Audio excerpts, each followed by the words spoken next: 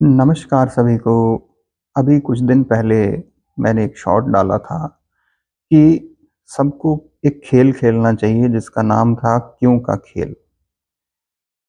तो एक प्रश्न यहाँ पर ये भी उठता है कि आखिर ये खेल खेलना ज़रूरी क्यों है? तो सबसे पहले तो ये जान लीजिए कि ये खेल सबको खेलना ही पड़ता है और ज़रूरी है। भले ही वो कोई गृहस्थ इंसान हो, कहने का भाव भोगी हो, रोगी हो, सोगी हो या योगी हो या कोई ऋषि मुनि तपस्वी ही क्यों ना हो, भले कोई रंक हो या राजा हो, संतरी हो या मंत्री हो, कुछ भी हो, अगर आप इस संसार में आ ही गए हो तो आपके लिए ये खेल परम आवश्यक है, बहुत जरूरी है। क्योंकि अगर आप वैसे भी ध्यान दें, मैं ज्यादा तो नहीं कहूंगा, लेकिन इसकी एक खूबी आपको बताना चाहता हूं, क्योंकि ये मल्टी डायमेंशनल खेल है। इसे आप इस तरह से समझ सकते हैं कि जैसे आप एक वीडियो गेम खेलते हैं ना, बच्चे तो खास तौर पे बड़े अच्छे से समझेंगे इसे, कि जब वीडियो गेम खेलते हैं तो उसमें लेवल्स आते हैं। पहले आसान लेवल होता है, फिर उसके बाद थोड़ा सा टफ होता जाता है, फिर और हार्ड होता जाता है, फिर और हार्ड होता जाता है। तो फिर भी आप खेलते हो ना उस गेम को, इसी तरह से इसको भी खेलना है। इसमें भी लेवल्स हैं, बहुत सारी डायमेंशंस हैं, बहुत कुछ मिलेगा, लेकिन खेलेंगे सही से तो पूरी ईमानदारी के साथ। ये खेल ईमानदारी का है। अगर ईमानदारी बरतेंगे तो मिलेगा, नहीं बरतेंगे तो आपके लिए कुछ भी नहीं है, शून्य, जीरो, इसकी कोई वैल्यू नहीं। लेकिन ईमानदार होना होगा। जो भी आप इस खेल का रिप्लाई दें, उत्तर दें, एक बार उस उत्तर को विचारें जरूर, उसके ऊपर ध्यान दें, सोचें, चिंतन मंथन करें, तभी ये खेल, ये नियम ही है इस खेल का, लगा लो आप।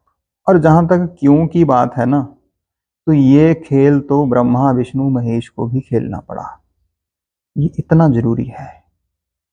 तो आप भले साधक हैं, भले तपस्वी हैं, आप सोचें कि हमें दुनिया से क्या लेना देना है, फिर भी एक अवस्था ऐसी आती है जहां पर अटक जाता है इंसान, भले वो कितना ही बड़ा तपस्वी क्यों ना हो, साधक क्यों ना हो, शिष्य क्यों ना हो। तो वहां पर आपको ये खेल वहां से निकालेगा, आगे बढ़ाएगा। तो इसका महत्व बहुत है, जो कि खेल कर ही पता चलेगा। इसका एक बड़ा ही प्रैक्टिकल सा छोटा सा मैं उदाहरण देता हूँ कि एक डायमेंशन, थोड़ी सी बात करेंगे हम, क्योंकि सभी तो नहीं कर सकते, बहुत डिटेल्ड है। अगर किसी को इस खेल में कोई समस्या आए तो वो संपर्क कर सकता है हमसे, हम हमेशा आपके साथ हैं। और इंसान जो भी कर्म करता है ना, वो मोस्टली बिना जाने समझे कर देता है, ऑटोमेशन में जी रहा है और बिना कुछ सोचे विचारे कर्म करता ही जाता है, करता ही जाता है, और फिर इस चक्र में फंसता ही जाता है। इसी वजह से 84 के चक्कर से निकल नहीं पाता। ठीक, हम कोई कार्य कर देते हैं, फिर बाद में सोचते हैं, पछताते हैं, अरे मैंने ऐसा क्यों किया। लेकिन अगर यही क्यों आप उस कार्य को करने से पहले पूछ लेते खुद से कि भाई मैं इसको करने क्यों जा रहा हूं या जा रही हूं, तो फिर आपको पछताना नहीं पड़ता। सीधी सी बात है। तो इस तरह की बहुत सी परिस्थितियां जीवन में, जैसे कि स्टूडेंट्स की बात करें तो वो कहीं उनका ध्यान होता है कि हम खेल लें, बाहर ले चलिए हमें सर, हम खेल लेते हैं, बातें कर लेते हैं।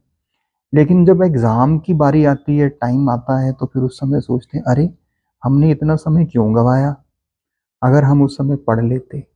तो यही चीज अगर आप खेलने के टाइम पे खुद से प्रश्न कर लेते कि हम स्कूल में तो पढ़ने के लिए आए हैं, खेलने या बातें करने तो आए नहीं। तो ये एक छोटी सी एग्जाम्पल है।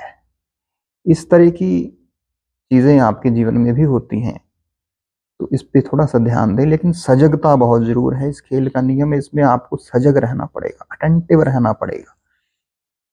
उसके लिए आप क्या कर सकते हैं, सुबह उठते हैं ना, अपने हाथ पर, हथेली पर क्यों लिख लीजिए बस, पेन से, क्यों।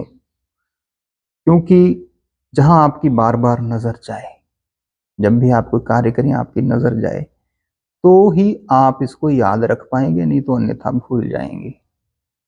और बाकी खेल के देखिए, फिर रिप्लाई कीजिए कि कैसा लगा खेल। Thank you.